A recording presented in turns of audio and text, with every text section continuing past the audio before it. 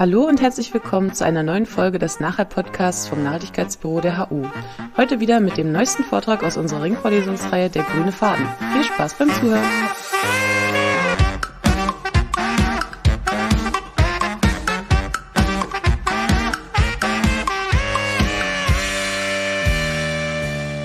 Good morning, everyone. Welcome. I would like to begin by acknowledging any Indigenous people tuning into this presentation, including those who may be listening to the recording at a later date.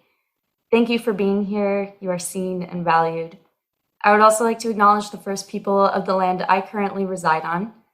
Corvallis, Oregon is the traditional homeland of the Kalipuya people, whose living descendants reside today as citizens of the Confederated Tribes of Siletz Indians and Confederated Tribes of Grand Ronde Community of Oregon. Both are federally recognized tribes in and near the coastal mountain ranges of Western Oregon, and they are each comprised of several tribes and bands of people with unique experiences, cultures, and stories who today work together as unified tribal nations in a post-colonial state.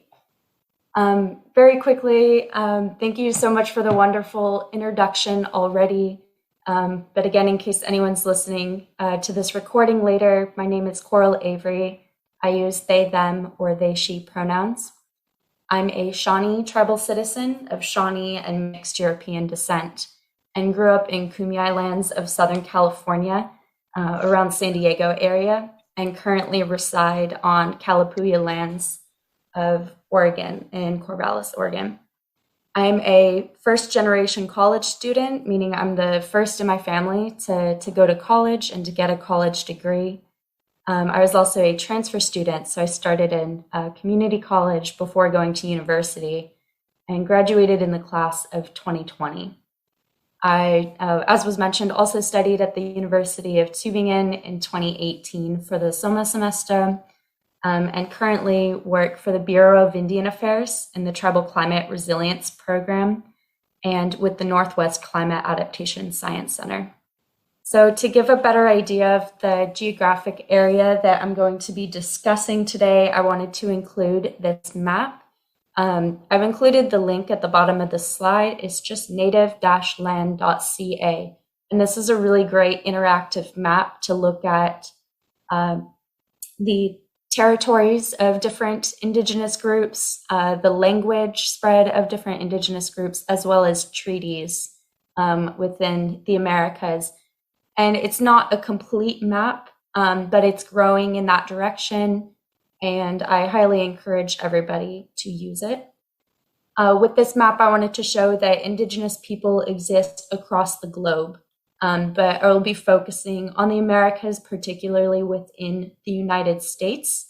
And you'll see these little arrows on the left side of the map, including Alaska, Hawaii, Guam, and other US territories. And then some background information before I really dive into this. I know I'm giving this presentation in English, but this is also a topic that I'm sure many haven't heard much about. So some of the words, concepts, or locations that I'm discussing may be a little bit difficult to understand due to language or cultural barriers. Please write down your questions, save them for the end, and ask me all of them. I'm super excited to hear what everybody thinks and help expand on the topics that we'll be discussing. I'll also mention that the phrase Native American or Indian will only be used when referring to US law or policy. Otherwise, I'll use the terms Indigenous, Native, tribes, or the name of a specific tribal nation or Indigenous community, such as Cherokee Nation or Shawnee tribe. I will also be speaking from my perspectives within my own identities and life experiences, not on behalf of any group. Indigenous people of North America are not a conglomerate.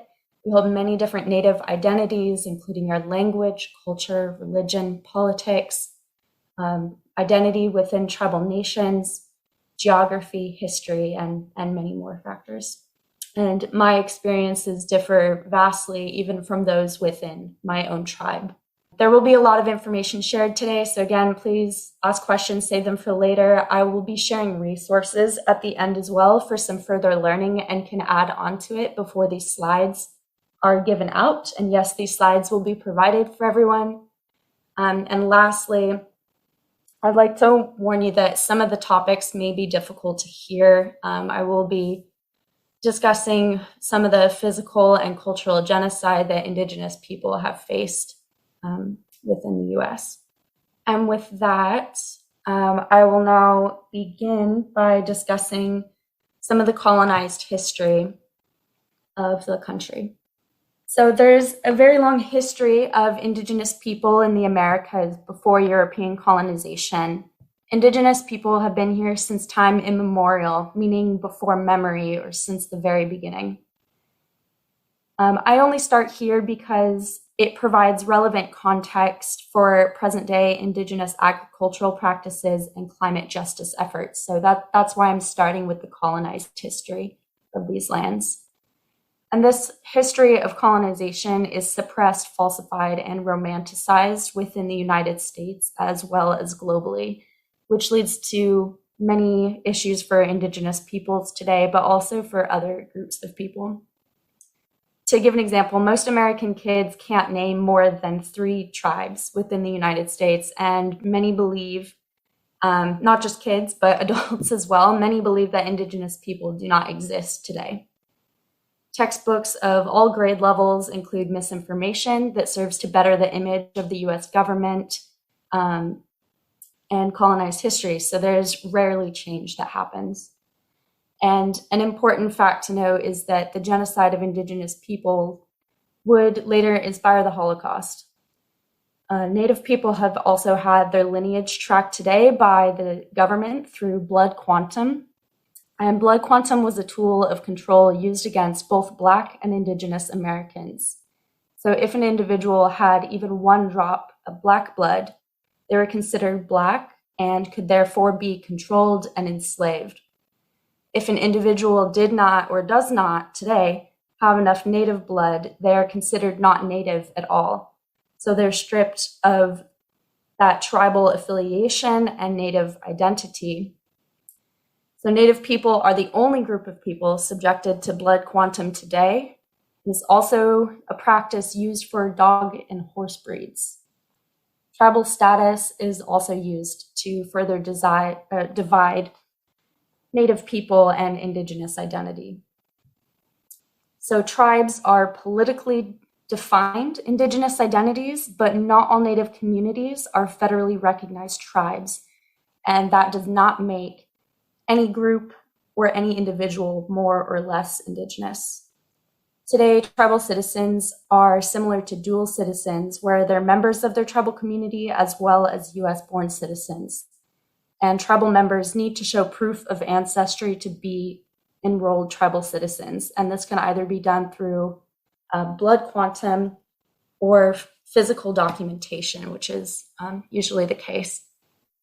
And this image on the right is a picture of my grandfather's grandmother, Mamie Blue Jacket, at Carlisle Indian School, which was the first Indian boarding school, and it was located in Pennsylvania. This photo was taken when she was 15 years old in 1893, and I'll come back to that in just a moment of what the Indian boarding schools are. So I'm not going to go through this entire timeline. Don't worry about trying to remember these dates or the names of these policies. This is just to give a non-extensive overview of some of the ways in which law and policies have taken Indigenous people from their lands. And then on the next slide, law and policies that had goals of cultural genocide, and then some of the more positive actions of providing some basic human rights for Indigenous people in these lands. So with the goals of dispossession, these were treaties, laws, policies, acts that wanted to remove Indigenous people from their lands. Some of the more notable ones include the Trail of Tears. This was the 5, and I quote, civilized tribes, which included the Cherokee, Chickasaw, Choctaw, and Creek, Muskogee, and Seminole nations. This was a forced relocation of these tribes to lands in Oklahoma. Over 5,000 Native people died on this journey. And although we talk about the Trail of Tears as this one act, it happened over a significant period of time. And there were many trails across different regions spanning over this time period. We're often only taught about this one. There was an Oregon Trail of Tears. There were similar forced relocations of Indigenous peoples in different areas. Some of these other examples that may not necessarily seem like a goal of dispossession would be the establishment of national parks. That's often seen as something that's very positive in the history of the United States. However, these parks, first and foremost, needed to remove Indigenous people in order to make these recreational havens, primarily for white people within the United States. So Indigenous people, even after being relocated from these lands, could not access these lands and the resources and practice land stewardship in these areas. So I'll move on to some of the policies with goals of cultural genocide. These include the Indian boarding schools, for example. And to quote former president, the Indian boarding schools were created to kill the Indian and save the man. And this included kidnapping of Indigenous children, forced education, and torture. They wanted to literally beat the culture out of these kids. And bodies of these children are continually found today in unmarked mass graves at boarding schools across the United States, as well as in Canada. And they lasted a very long time. The last boarding schools closed in 1978. So almost all Native families today have had family members who have gone through the boarding school process. So if there's anyone listening today who has been affected by that, you're seen. Thank you for listening. I'm sorry that these are hard topics to hear about. Looking towards the more positive actions within the nation's history, we have the Indian Citizenship Act in 1924 is when Native people were first recognized as citizens of the United States. The Freedom of Religion Act also helped to end the U.S. boarding schools and allowed Native people to heal from the boarding school era and begin to actively, more openly, comfortably, and actively practice a religion and culture again. In 1987, we saw the start of the mainstream the environmental justice movement. The mainstream environmental movement, as was mentioned on the previous slide, began in 1960.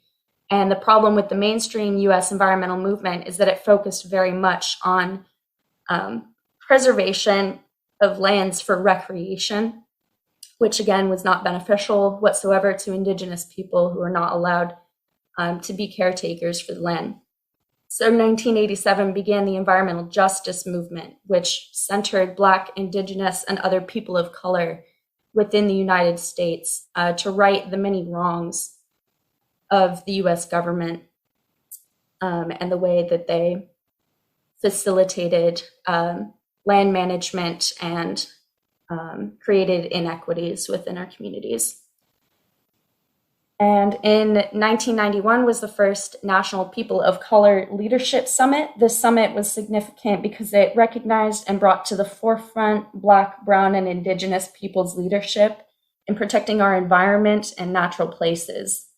And during this summit, the 17 principles of environmental justice were drafted and adopted, and these remain relevant today and really lead a lot of environmental justice work across the country. So very briefly, the tribe's legal status with the federal government. Tribes are sovereign nations. So tribal sovereignty is the ability to self-govern. They're like nations of their own. But the U.S. also has federal trust responsibility, and this is the responsibility of the U.S. government to protect tribal treaty rights, land, assets, and resources, as well as to carry out federal law when necessary. Tribal self-determination is the ability and right to determine the future of tribal nations by tribal nations. And government-to-government relations in this aspect mean that both tribes and the U.S. government or any other government nationally have an equal seat at the table and must undergo formal government processes.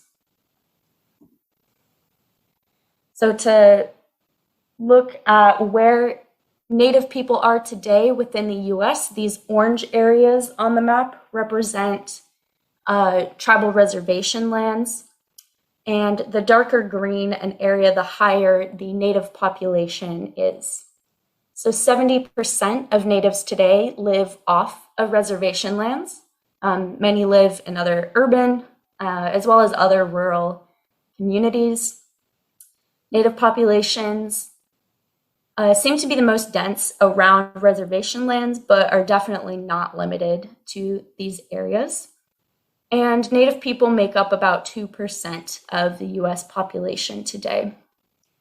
California, Arizona, Texas, and Oklahoma, which I'm not sure if you can see my cursor, but this is California, this one's Arizona, the big one, Texas, and then Oklahoma right above it.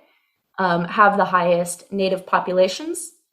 California has the highest Native population of any state, and Oklahoma has the highest percentage of Native residents compared to other residents. And this is all sourced from the US Census Bureau, and I can include a link to this map. It's also interactive if you're interested in learning more about populations in different regions. So today, colonialism continues in every aspect of life for Americans as well as other colonized nations through ongoing injustices as well as the legacy of previous genocidal actions. It's seen in the physical landscape of the country and throughout our society, from sports mascots to appropriative Halloween costumes, and the pervasive lack of education around Native people and Indigenous communities today and in history.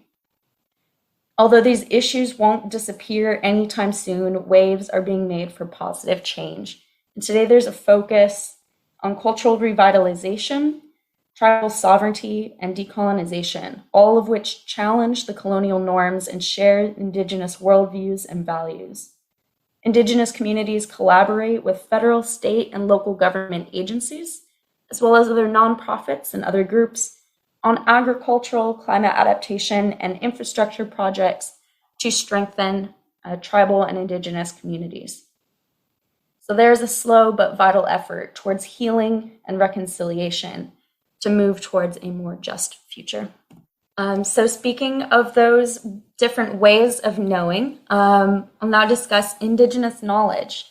So Indigenous knowledge includes Indigenous worldviews, which often center the interconnected or holistic being of all things. It's about understanding of relationships between all beings and is passed through stories of our elders and practiced through religion and spirituality. It's intergenerational through ceremonies, traditional practices, cultural norms, storytelling, including songs and sharing memories, oral histories, preserved life before colonization, and provide knowledge to face the future. And some of those examples were shown with the Inuit community of West Canada. Traditional ecological knowledge is the base of all traditional Indigenous environmental understandings. It's also knowledge that goes back many generations, all the way to the first ancestors of the land. It's about the past, present, and future relationships with our more than human relatives, sometimes called our non-human relatives. And that's the land, the water, animals, and plants. And traditional ecological knowledge is typically taught on the land. It's about learning by doing, passed through oral tradition, and through cultural practices.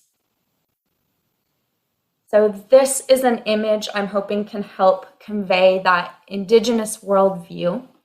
Again, every tribe and Indigenous community within the US and beyond have different worldviews and values. So what I'm discussing today are just some similarities that are seen between communities. This graphic is from the Status of Tribes and Climate Change report, which was just released earlier this year. I was a co-author for this report and also created this graphic. So again, I'm really hoping that this conveys the point because that was the goal of it. But the graphic shows the external influences on communities. These can be positive or negative. And the ones that I've included here are guidance from our ancestors, hope for future generations, impacts from climate change, and impacts from colonization. And within the center of the image, you can see the many chapters of the STAC report, but these are also things that help create a community. These include health and well-being, cultural resources, air, water, ecosystems, and biodiversity. Protect and place, community-led relocation when necessary, emergency management, and just other ways to help prepare communities for impacts such as climate change and everything else that life has to throw at us. So one of the questions I was asked to discuss during this presentation is what can we learn in terms of human-environmental relationships? And as was mentioned in that video, Western management is catching on to the importance and value of Indigenous knowledges that they once sought to erase. Partnering with tribes on projects to improve ecosystem quality, such as dam removal efforts and habitat restoration that's more adaptable for climate change, also meets the cultural expectations of tribes. This can mean having more materials for basketry or improving stream flow for more fish that people would otherwise harvest. We never harvest all of the fish, but do it sustainably where the population can continue to live and thrive and grow. So now I'll move on to agricultural practices, Indigenous agricultural practices with the understanding of that Indigenous worldview. So again, plants are included in our more than human or non-human relatives. I shared a picture of myself from a corn maze a couple of years ago to show tami, or corn, in Shawnee language. And an example from my tribe, many Shawnee ceremonies are tied to the agricultural cycle. We have a spring bread dance at planting time. We have a green corn dance when the crops ripen, and an autumn bread dance to celebrate the fall harvest. Many Native people are removed from traditional homelands, and rights to accessing lands have been taken away, as formerly mentioned. So it can be very difficult to continue and reestablish agricultural practices in the ways that communities would like to see them. So oftentimes it can still look a lot like that Western type of agriculture, a European type of agriculture, such as the corn rows here, where it's a monocrop and there's one soil type and one type of management for that kind of land. But that holistic worldview and resilience allows us to adapt and to continue to challenge those expectations and return a lot of our Indigenous ways of knowing and practices for agriculture. So within agriculture, some of the threats today include pesticides and chemical treatments, big ag or large industrial agriculture, monocrops, and capitalism. All of these things impact social, economic, and environmental factors very, very greatly and very deeply within our systems. Indigenous solutions are beneficial because they're organic. They improve the carbon cycle. They restore soil. They focus on biodiversity that need to be protectors of our seeds and keep them within our food systems. It also meets cultural needs and, of course, is interconnected in their view of how to approach systems. And another important point is that agriculture is not only about crops. For Indigenous people, it's really about land stewardship. This includes tending for forests, rivers, grasslands, and other ecosystems and ecosystem functions. So some of the differences between conventional agriculture and Indigenous agricultural practices, again, are that they're holistic approach. This means being the stewards of the land and managing many different landscapes. It's about generations of lived knowledge, traditional ecological knowledge, and the cultural significance of being stewards for the land, of tending to the land. It's about the relationship with land, water, plants, and wildlife, the relationships with our more than human relatives. Indigenous people across the globe protect 80% of the world's biodiversity, and this is because of these factors, because of the holistic approach, because of the generations of lived knowledge, and that cultural relationship with the landscape. Another question I was asked to discuss is the ways in which Indigenous agriculture line up with the Sustainable Development Goals, the UN Sustainable Development Goals.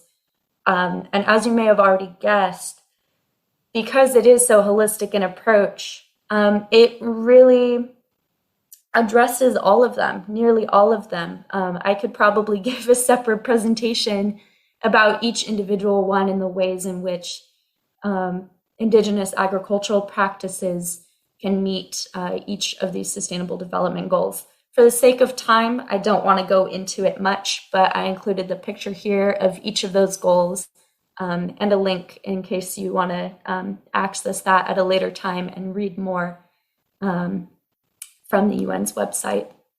So now I'm moving on to Indigenous climate leadership. So an important note is that climate impacts are threat multipliers. And that means that the problems that are already here are getting worse because of climate change.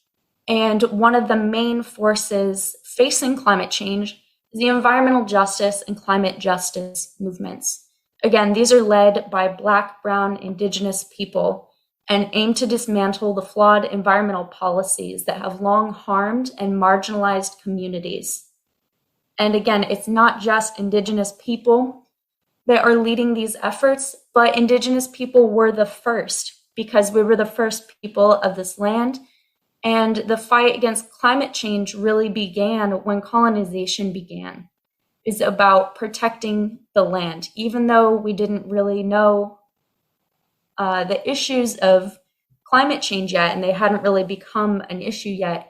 It was all about environmental justice and later climate justice. Tribes are among the greatest risk, most impacted communities for climate impacts, and again, have been fighting it since colonization began.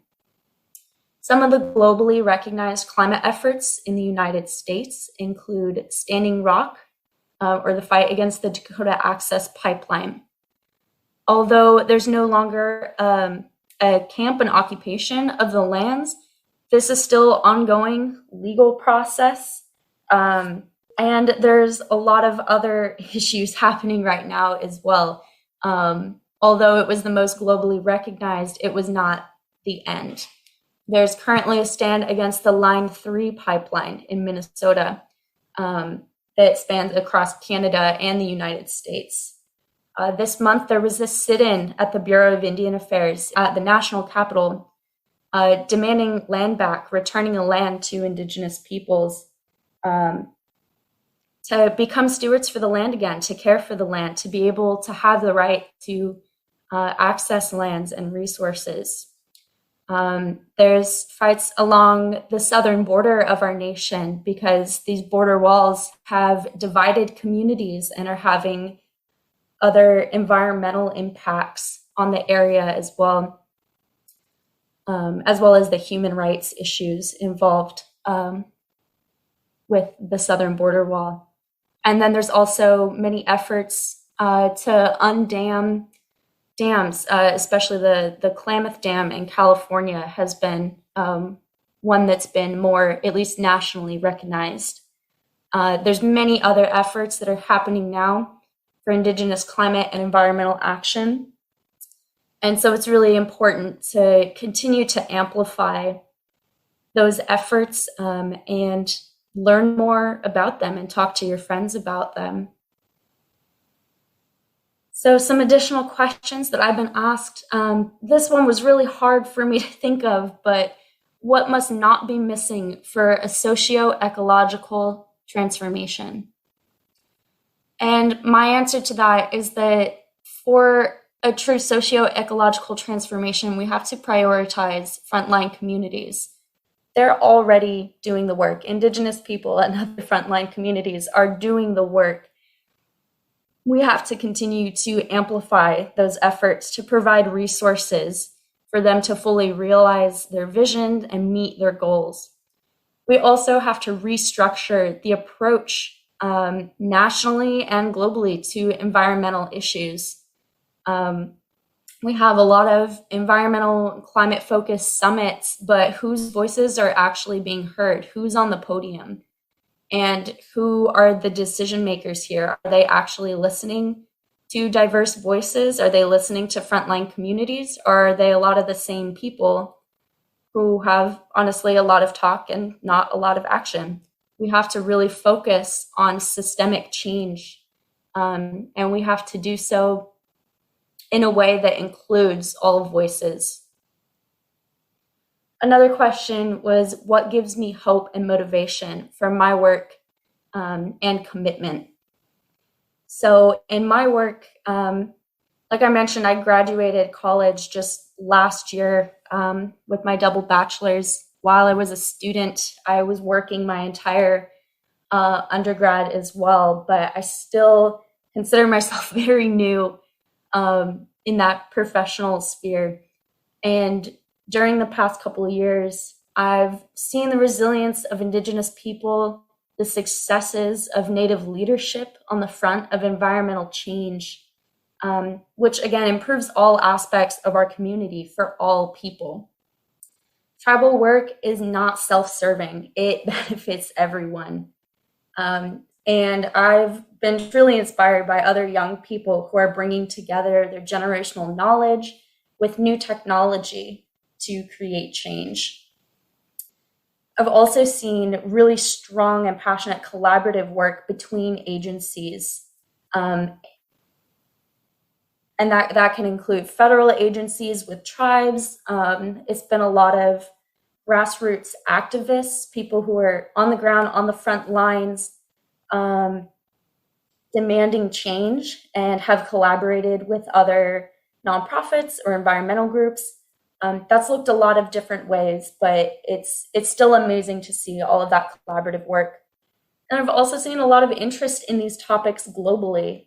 Just me being here and being able to present today to all of you in Germany is amazing. I'm so glad that there's interest for this and desire to get involved, to help, and to learn more about these topics.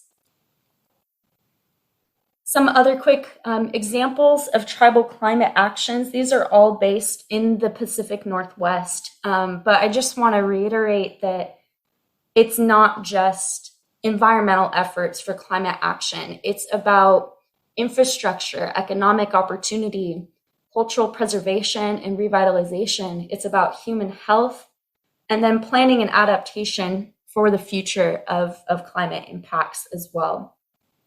So the Cowlitz tribe, for example, have a strong focus on economic revitalization in their tribal climate action plans. The Puyallup are working on raising salmon to feed orcas and grow their elk reserve. All Pacific Northwest tribes gather annually for a canoe journey. That hasn't happened recently due to COVID, but that's another strong connection with the land and a cultural practice that has continued for quite some time. Regionally, as well as nationally, there's also a huge focus on youth engagement and youth leadership efforts. There's culturally appropriate education. There's tribal colleges and universities within the United States, as well as culturally appropriate job programs and other resources such as healthcare and other things too that, again, focus on human health planning. And if we go back to that graphic earlier from the STAC report, really meets all of the needs and all the things that make up a community.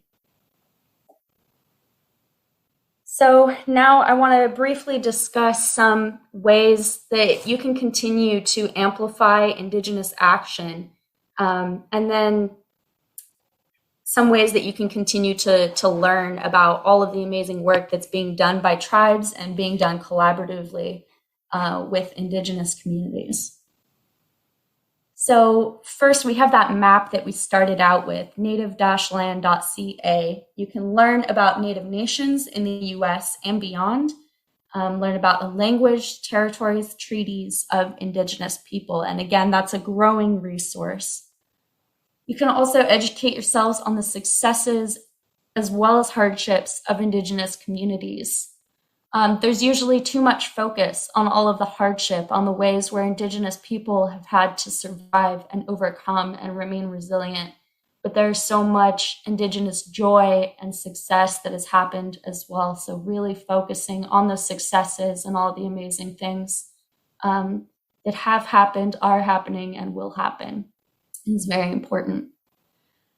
Include Indigenous science in policy making. I know not a lot of you might be involved in policy, but including Indigenous science in the papers that you're writing too, in the kind of research that you want to do, it's also a very important factor. And there's a lot of resources out there, and I'll get to those in a moment. Support Native-owned or Indigenous-owned brands. A lot of Native artists and creators will ship internationally. So this holiday season, consider buying some Native created products and artwork. Another really important one, this I should have maybe put first, but call out appropriation, prejudice, and injustices. This is so important. In order to make change, we have to stop the wrongs first. Cultural appropriation, if you don't know, is the taking from another culture without permission and reducing history, art, spirituality, rituals, reducing all of that to mere fashion or toys. And an example that I've seen in Germany are the Indiana camps, or a performance of traditional Native powwows. They are cultural appropriation, and there is a huge difference between cultural appropriation and cultural appreciation. Another way to amplify Indigenous actions is to understand that these are issues that go well beyond what I can describe within this time limit, within this presentation. So it's up to you to further that knowledge following today's presentation and continue to educate yourself on the ways to further amplify Indigenous actions and support Indigenous people. I'd also like to mention that these aren't just concepts. These are real people. We're real people, and these things are happening. That might seem silly to say, but it really is not known by a lot of people. It really flies under the radar. Indigenous people need allies globally to further our efforts for human rights and environmental wellness. And lastly, follow Native influencers. Get on whatever social media platform you prefer, and just search and find other Indigenous creators or Native American creators. There's a lot of people who share educational resources, a lot of people who share art. Don't just follow Native influencers for culture that they want to share. We're very often, our cultural practices are appropriated, are taken, or are discussed or shared out of context, or there's a lot of misinformation around it. So following Native influencers can be a big part of finding that deeper understanding and then sharing that information appropriately from the source. So lastly, some resources. I won't go over these in depth, but again, these slides will be sent out. I am still working on these as well. There will be more resources, but I have some written resources and some video resources for you to access to learn more.